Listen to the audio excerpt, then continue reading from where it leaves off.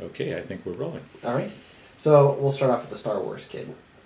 So the Star Wars kid is named Ghislain Raza, and he's from Trois-Rivières, Quebec. And he was a high school kid, I think maybe like junior or senior in high school, and he had gone to the audiovisual room of his high school and filmed himself basically waving around a golf ball retriever. This is a big, long handled stick that you use to pull your golf balls out of the lake, apparently. And so he's waving it around, pretending like it's a lightsaber. And he's a little chubby and kind of a little uncoordinated, but he's really into it in a big way. And the video basically got finished up, and he just basically left it in the audio-visual room. And then his friends, I guess they were his friends, people he knew, also in the high school, put it on a file-sharing site. And as a result, it went viral. Everybody watched it.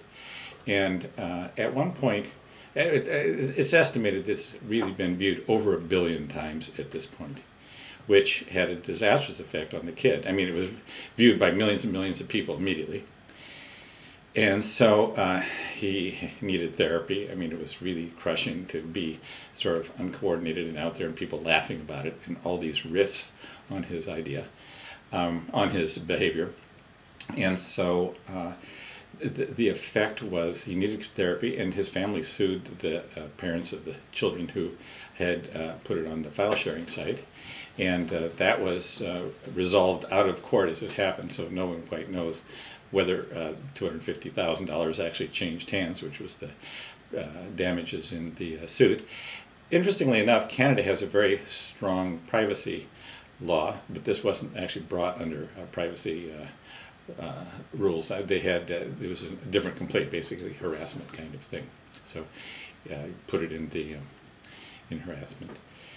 And so he sort of dropped out of sight for a while, and recently he showed up. He's just finishing up law school at McGill, and he was I don't know, head of some organization who was trying to preserve the historic buildings and so forth in Canada. So he was actually pretty successful. Looked like he was a kid who landed on his feet and was doing just fine. But I think having been part of this whole affair really had a huge impact on him. So yeah, that was Star Wars Kid.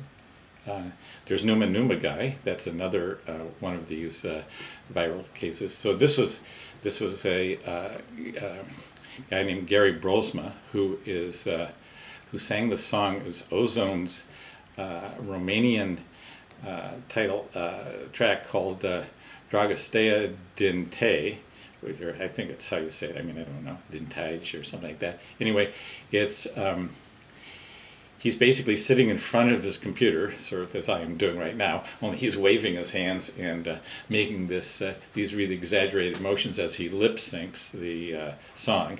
And this thing was hilarious too, and it's more and more people have riffed on it. There have been all sorts of jokes developed in South Park, and it's been reported on the radio and everything else, and it went viral. He uploaded it himself. This was his own affair, and he I think got slammed pretty badly also by the fact that it went viral and people were joking about it, because it is kind of ridiculous as he's got all these wild arm motions while he's doing his lip syncing and so forth. I think that he also landed on his feet. He's actually got a band now, and he's got a little music site, and and he recently did the song has become pretty famous, and so at a football game last fall, it was he's in Michigan State University. He was in the halftime program directing the marching band in this song that is in his video, and all the band members are going through these wild motions that he does in the video. So it's actually I think again the the wild blast that happens as a result of something going viral is something he recovered from, and he's doing just fine. And I think again seems to have a lot going for him. But going to have a college education, things like that. So it's pretty. Actually, I think it's a pretty good outcome as well. But that one was self-inflicted. It's different than the other case where the friends uploaded it unbeknownst to the one guy. So. What about other cases? But the unbeknownst, because that seems to be the key in a lot of. Right. Well, I mean, it's not always bad. I think fun too. This guitar player Korean guitar player who has played the Canon Rock guitar piece. It's a 5-minute guitar piece and does a spectacular job. I mean, most people have seen it. I think it's wonderful. It's been viewed by 89 million people at last count, and he has his head down in the performance, and so actually you don't even see his face. So for quite a while, it was not even known who he was. So his identity was, in some sense, was protected initially, and then when it became viral and everybody's watching it and so forth, his identity eventually emerged. But that was. That didn't seem to have any harm to him. He doesn't seem to have pursued a career along those lines. And that was surreptitiously, well, I don't know, if he had submitted the performance to a Korean music site, and then it was uploaded by somebody else from the site. So it wasn't actually his doing to put it on YouTube.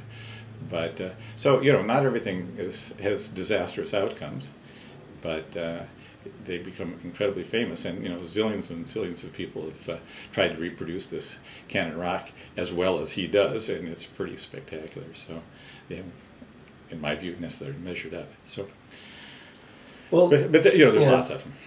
Oh, we talked about this before, that it's not really doesn't qualify as going viral, but the obvious impact of that young man at Princeton. Oh yes, at Rutgers. Rutgers, yes. I don't remember his name right at the moment. Yes, he. Right. I mean, he was recorded in a sexual activity, and was by his roommate, unbeknownst to him. The roommate puts it on the internet and outs him, and it is is such a disaster to his life. He jumped off a bridge, and this is the display of, or the posting of videos and audios and stuff like that, unbeknownst to people, can have a tremendous impact on them. And there's actually, I think,